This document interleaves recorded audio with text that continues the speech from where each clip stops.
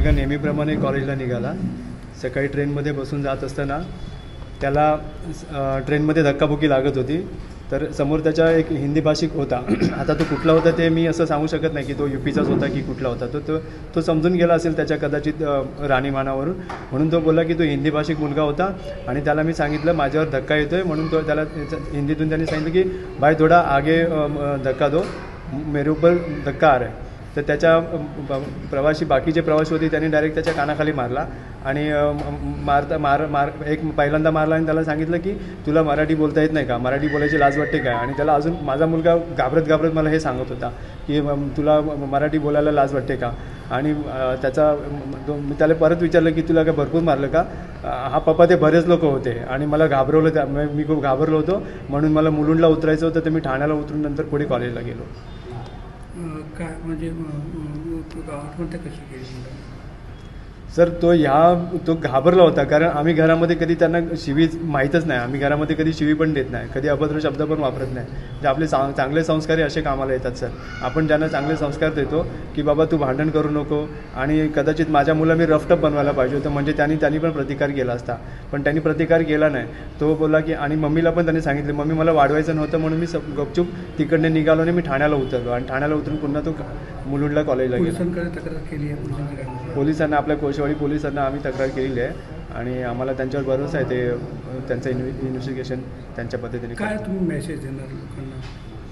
Message मी हाच देणार की आता ह्या भाषेवरनं वाद होणं, मी काय पॉलिटिकल नाही आहे, मला काय पॉलिटिकल पार्टीची मला काही घेणं देणं पण नाही आहे. फक्त एवढंच सांगेन की असले प्रकार पुन्हा घडू नयेत. बस मला एवढंच बोलायचं आहे. माझा मुलगा ते गेला, माझा मुलगा परत आता येणार नाही आहे, पण असल्या वादातून असले प्रकार पुन्हा घडू नयेत. आणि पुढचे असेच प्रकार घडत असतील तर ते वाचावेत, इतर लोकांचे प्राण वाचावेत, एवढीच माझी. शिक्षण वगैरे काय? माझा मुलगा केळकर कॉलेजमध्ये आता SY BSc करत होता, फर्स्ट इयरला होता. आणि तो साईड बाय साईड त्याला डॉक्टर बनायचं होतं, म्हणून त्याचे ते प्रयत्न चालू होते. नीटची एक्झामसाठीचे प्रिपरेशन चालू होती त्याची. त्याला डॉक्टर बनण्याचं स्वप्न होतं त्याचं. कशी आत्महत्या केली, काय केलं? सर ते बोलायला लावू नका ना, आम्ही शेवटी बाप आहे. मला या सगळ्या गोष्टी मला त्याच आठवतात. कोळशेवाडी पोलीस स्टेशन कल्याणच्या हद्दीमध्ये सहजीवन सोसायटी आहे तिसगावला. तेथे एक 19 वर्षाचा मुलगा अर्णव खरे यांनी राहत्या घरी गळफास घेऊन आत्महत्या केलेली आहे, अशी माहिती मिळाल्यानंतर आम्ही तो गुन्हा दाखल केलेला आहे, ADR दाखल केलेला आहे. त्याची हकीकत अशी आहे की त्यांच्या वडिलांनी पोलीस स्टेशनला येऊन सांगितलेलं आहे की कालच्या दिवशी ट्रेनमध्ये मुलगा जात असताना त्याचा गाडीत चढण्यावरनं गर्दीमध्ये काही मुलांशी वाद झाला आणि त्या मुलांनी मारलं. त्याच्यात तो मानसिक तणावाखाली होता, त्या कारणास्तव त्यांनी घरी येऊन आत्महत्या केली असावी असा त्यांनी संशय व्यक्त केलेला आहे. त्या अनुषंगाने आम्ही ADR दाखल केलेला आहे. आमच्या महिला पोलीस अधिकारी तोडकर तपास करीत आहे.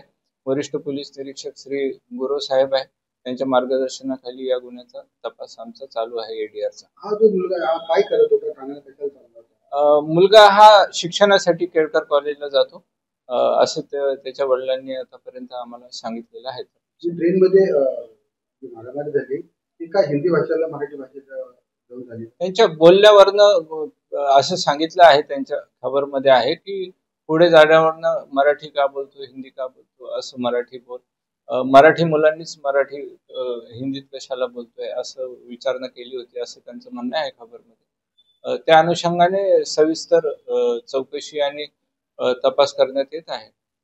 रेल्वे स्टेशनच्या काही लोकांना विचारपूस होईल आणि CCTV फुटेज वगैरे घेऊन आम्ही पुढील तपास करू.